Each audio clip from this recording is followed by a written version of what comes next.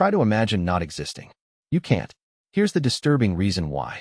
And once you understand it, you'll see it everywhere in human behavior. Right now, try it. Try to picture a world in which you do not exist.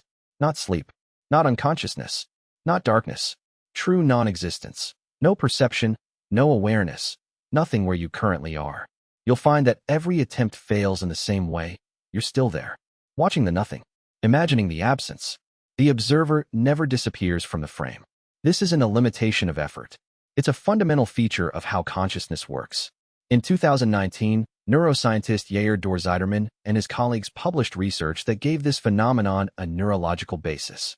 Using EEG technology, they found that the brain actively inhibits the association between death-related concepts and the self. When words like death or funeral were paired with I or me, the brain suppressed the connection before it could fully register, treating the pairing as a prediction error, something that doesn't compute. This wasn't passive ignorance.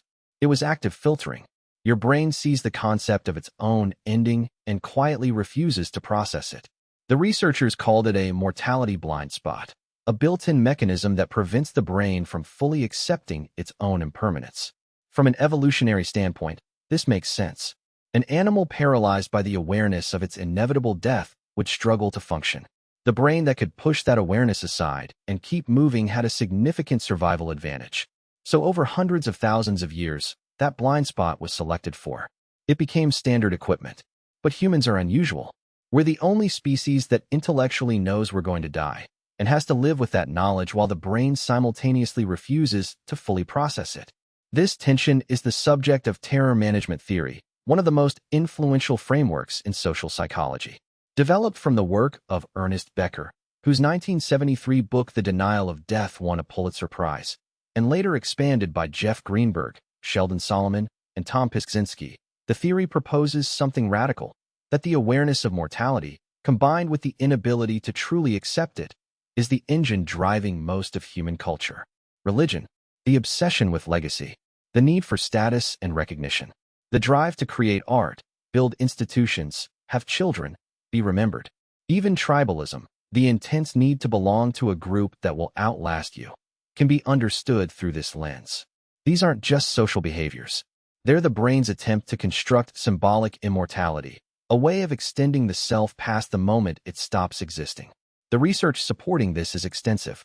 In study after study, when people are reminded of their own mortality, shown images of death, asked to think about dying, their behavior changes in predictable ways.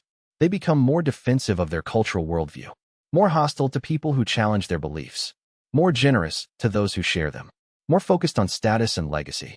The mortality reminder activates something deep, and the brain responds by clutching harder to the things that make it feel permanent. What makes this genuinely unsettling isn't the fact of death. It's that the architecture of your mind was specifically designed to keep you from thinking clearly about it, while simultaneously being shaped in almost every moment by the awareness of it operating just below the surface. You can't see the blind spot, but it's steering. Psychologists call this mortality salience, and it may be the most consequential thing about human psychology that almost no one consciously understands. If this changed something about how you see your own behavior, subscribe. Every week I break down the psychology behind why people do what they do, because the things driving us most are almost always the things we can see least clearly.